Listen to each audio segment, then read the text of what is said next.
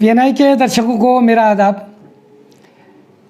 आज मैं Mumbai high court की औरंगाबाद बेंच ने जो फैसला दिया है तबलीगी जमात के गैर मुल्की मेहमानों के सिलसिले में, उस पर आपसे आज कुछ तफसील से बात करना चाहता हूँ। मैं शुरू में आपको ये बताना चाहता हूँ ताकि आपको अंदाज़ा हो कि ये फ़ैसला कितना अहम है। हिंदुस्तान की तारीख़ में ये फ़ैसला सोने के पानी से यानी आब ज़र से लिखे जाने के लायक है और लिखा जाएगा। मेरा अगर आप मुझसे पूछें कि एक लाइन में आपका क्या तबसरा है, तो मैं कहूँगा कि मैं समझ नहीं पा रहा हूँ कि ये फ़ैसला इंसानों ने लिखा है या आसमान से कुछ फरिश्ते उतरे और उन्होंने कलम अपने हाथ में लेकर ये फ़ैसला लिख दिया है। आज़ाद हिंदुस्तान की ये खूबसूरती है और ये खूबी है कि यहाँ डेमोक्रेसी जड़ों तक पहुँची हुई है। इसीलिए हम बार बार कहते हैं और कहते रहे हैं और कहते आए हैं कि हिंदुस्तान में इंसाफ ज़िंदा है। लेकिन 2014 से और आज 2020 तक इस जुमले को कहने के लिए 10 बार सोचना पड़ता है। ऐसे में अगर मुंबई हाई कोर्ट के इस फैसले को मैं ये कह रहा हूँ कि ये सोने के पानी से लिखे जाने के लायक है, और अगर मैं ये कह रहा हूँ कि मुझे यकीन नहीं आता कि ये इंसानों का लिखा हुआ फ़ैसला है या आसमान से कुछ फरिश्ते उतरे और उन्होंने ये फ़ैसला लिखा है, तो आप अंदाज़ा लगा सकते हैं कि ये फ़ैसला कितना अहम है।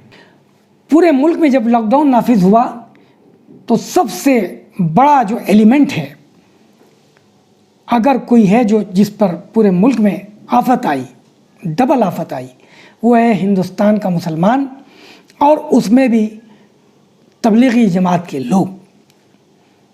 और तबलीगी जमात के वो लोग सबसे ज़्यादा मुतासिर हुए जो हिंदुस्तान से बाहर से आए थे। ऐसे दर्जनों मुल्क हैं जिनके मेहमान यहाँ आए हुए थे।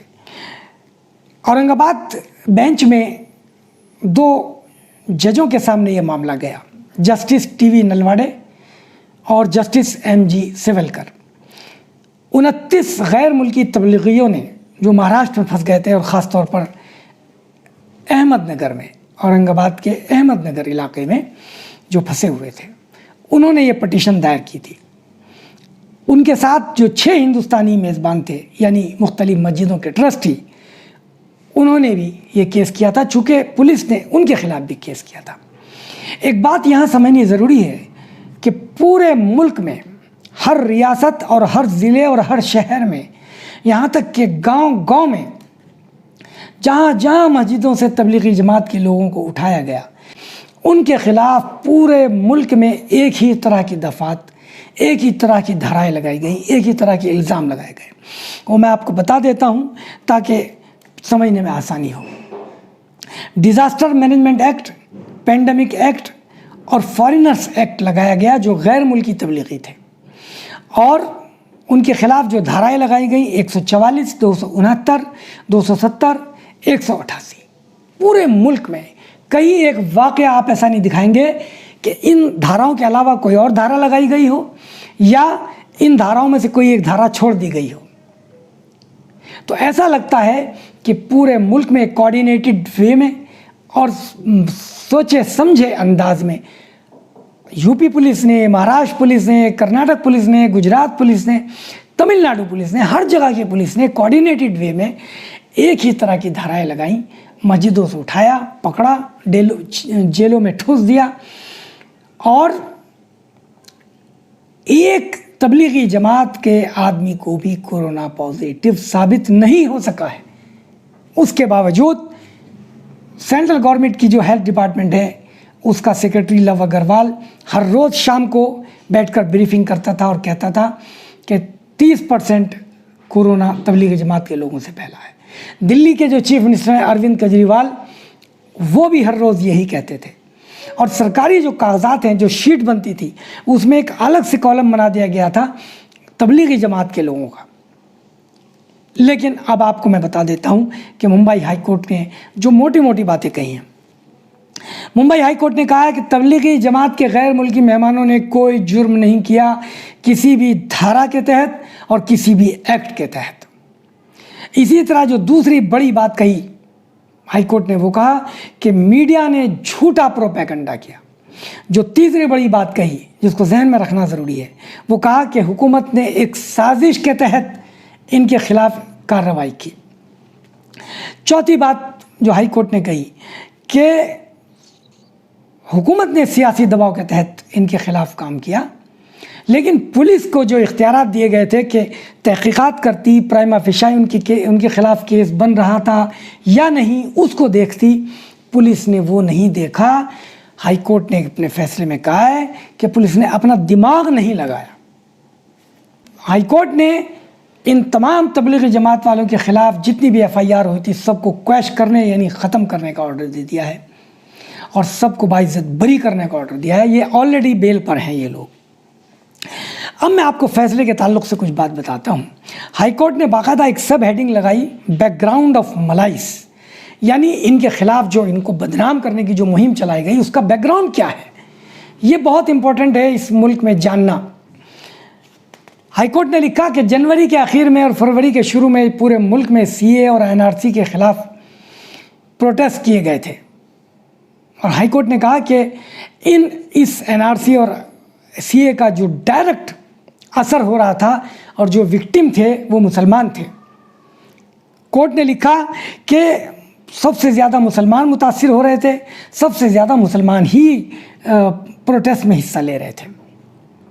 लिहाजा ऐसा लगता है कि इनडायरेक्टली हुकूमत ने मुसलमानों को डराने और धमकाने की कोशिश की है कि तुम प्रोटेस्ट करोगे तो तुम्हारे ख़िलाफ़ कोई भी कार्रवाई और कहीं भी और किसी भी वक्त की जा सकती है। Any action can be taken anywhere, ये हाई कोर्ट ने अपने जजमेंट में लिखा है। ये बहुत इम्पोर्टेंट है, इसको याद रखना बहुत ज़रूरी है।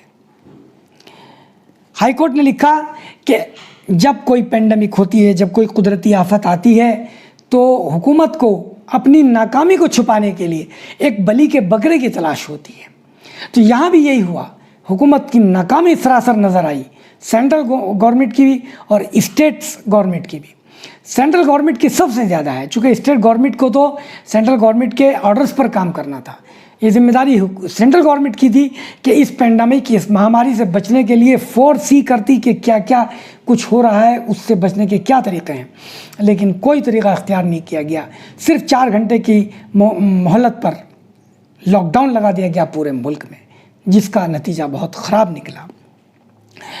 तो हाईकोर्ट ने कहा कि एक ऐसी पेंडेमिक और कुदरती आफत में एक बलि के बकरे की तलाश होती है और ऐसा लगता है कि तबलीगी जमात के ये लोग हुकूमत को बलि के बकरे की सूरत में मिल गए। ये पॉइंट बहुत इंपॉर्टेंट है, इसको याद रखना चाहिए।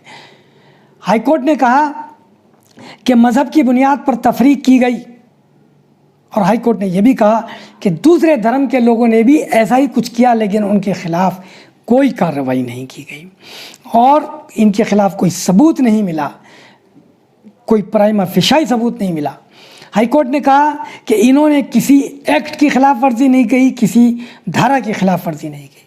हाई कोर्ट ने यह भी कहा कि ये तबलीगी जमात अलग से कोई सेक्ट नहीं है, कोई फ़िरक़ा नहीं है, बल्कि ये मुसलमानों के दरमियान इस्लाह का काम करता है। हाई कोर्ट ने यह भी कहा कि ये लोग कोई धर्म परिवर्तन का काम नहीं कर रहे थे और हाई कोर्ट ने एक सबूत के तौर पर, एविडेंस के तौर पर, आर्गूमेंट के तौर पर ये बात लिखी कि इन्हें तो हिंदुस्तान की जो उर्दू और हिंदी ज़बान है वो भी नहीं आती, तो ये कैसे धर्म परिवर्तन का काम कर सकते हैं। हाई कोर्ट ने कहा कि इनको अरबी और फ्रेंच आती है, जो यहाँ हिंदुस्तान में धर्म परिवर्तन के लिए इस्तेमाल नहीं की जा सकती। और हाई कोर्ट ने एक बात और बहुत ही उम्दा कही जो मैं आपको बताना चाहता हूँ। हाई कोर्ट ने कहा कि हुकूमत मज़हब की बुनियाद पर शहरियों के ख़िलाफ़ तफरीक़ नहीं कर सकती, यानी एक मज़हब के लोगों के साथ एक सलूक, दूसरे के साथ दूसरा सलूक, ये हुकूमत नहीं कर सकती। और हाई कोर्ट ने यह भी कहा कि ये हिंदुस्तान को मुत्तहिद रखने का बुनियादी नुक्ता है, यानी तमाम शहरियों के साथ एक जैसा सलूक किया जाए। और हाई कोर्ट ने कहा कि यही कॉन्स्टिट्यूशन है। उन्होंने कहा कि हम अलग से कोई बात नहीं कह रहे हैं, बल्कि ये कॉन्स्टिट्यूशन में इस नुक्ते को कंपलसरी और लाजमी बताया गया है इसी तरह जैसे कि मैंने आपको बता दिया कि बैकग्राउंड के बारे में हाई कोर्ट ने कहा है कि इसका बैकग्राउंड क्या हो सकता है, कि ये जो सीए के ख़िलाफ़ प्रोटेस्ट किए गए थे यही इसका बैकग्राउंड हो सकता है, कि हुकूमत को जो लगा कि इनके ख़िलाफ़ कोई कार्रवाई होनी चाहिए तो वो शायद उसकी वजह सीए के ख़िलाफ़ होने वाले प्रोटेस्ट हैं।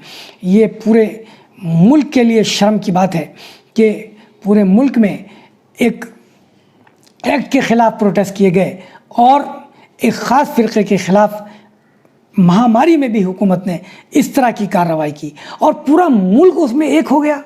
यानी पूरे मुल्क की पुलिस एक हो गई, हर जगह की पुलिस ने एक ही तरह की धाराएं इस्तेमाल की हैं। कोर्ट ने आगे लिखा कि ऐसा लगता है कि बस मैकेनिकली चार्जेस बस लागू कर दिए गए और कोई दिमाग लगाया ही नहीं गया। इनडायरेक्टली मुसलमानों को, यानी बाकायदा कोर्ट ने मुसलमानों का नाम लेकर लिखा है कि इनडायरेक्टली मुसलमानों को डराने और धमकाने की कोशिश की गई। हाई कोर्ट ने अपने फैसले में इनडायरेक्टली ये कहने की कोशिश की है कि मुसलमानों को, पूरे मुल्क के मुसलमानों को एक वार्निंग दी गई है कि आइंदा भी अगर हुकूमत के किसी कदम के ख़िलाफ़ और किसी फ़ैसले के ख़िलाफ़ और किसी एक्ट के ख़िलाफ़ अगर मुसलमानों ने खड़े होने की कोशिश की, प्रोटेस्ट करने की कोशिश की, तो उनके ख़िलाफ़ इसी तरह की कार्रवाई की जाएगी। हाई कोर्ट ने इस पर सख्त नागवारी का इजहार किया है और मीडिया को भी लताड़ लगाई है, हुकूमत को भी लताड़ लगाई है, अथॉरिटीज़ को भी लताड़ लगाई है और इन गैर मुल्की मेहमानों को बाइज़्ज़त बरी किया है और कहा है कि इनके ख़िलाफ़ कोई केस नहीं बनता। यहाँ मैं इस वीडियो को इस बात पर ख़त्म करता हूँ कि अब मैं तबलीगी जमात के अमीर साहब से कहना चाहता हूँ कि आप अपनी कुटिया से बाहर निकलिए। आप जो छुपे बैठे हैं और सामने नहीं आए, पूरे मुल्क में आपने तबलीगी जमात के हज़ारों लाखों लोगों को बेयारो मददगार छोड़ दिया है। आपका सामने आना ज़रूरी है। हाई कोर्ट के इस फैसले की बुनियाद पर पूरे मुल्क में अब आप पुलिस के ख़िलाफ़, हुकूमत के ख़िलाफ़ कार्रवाई कर सकते हैं। सुप्रीम कोर्ट के कई सीनियर वकीलों से मेरी बात हुई है, सबका कहना है कि हुकूमत के ख़िलाफ़, यहाँ तक कि वज़ीर आज़म और वज़ीर दाखिला के ख़िलाफ़, हेल्थ सेक्रेटरी के ख़िलाफ़, दिल्ली के वज़ीर आला के ख़िलाफ़ कार्रवाई हो सकती है, मीडिया के ख़िलाफ़ कार्रवाई हो सकती है। जो पूरे मुल्क में मीडिया ने मुसलमानों के ख़िलाफ़ एक माहौल बनाया, शरपसंदों ने उनका जीना हराम कर दिया, सब्ज़ी वालों तक को तंग किया गया, नाम पूछकर कॉलोनियों से उनको निकाला गया। ये सिर्फ तबलीगी जमात पर जो जुल्म ज़्यादती हुई उसकी वजह से हुआ। हाई कोर्ट ने इस शानदार फैसले में इन तमाम इल्ज़ामात को पानी से धोकर रख दिया है।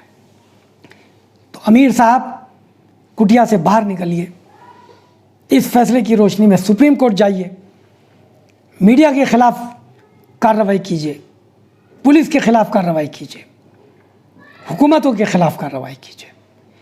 मैं कहता हूँ कि अगर आज इस शानदार फैसले की रोशनी में अगर मुसलमानों की क़यादत बाहर नहीं आई और कानूनी जो उनको रास्ता मिला हुआ है उसको इस्तेमाल नहीं किया, तो फिर इस हिंदुस्तान में कभी आप अपने हुकूक के लिए खड़े नहीं हो सकेंगे।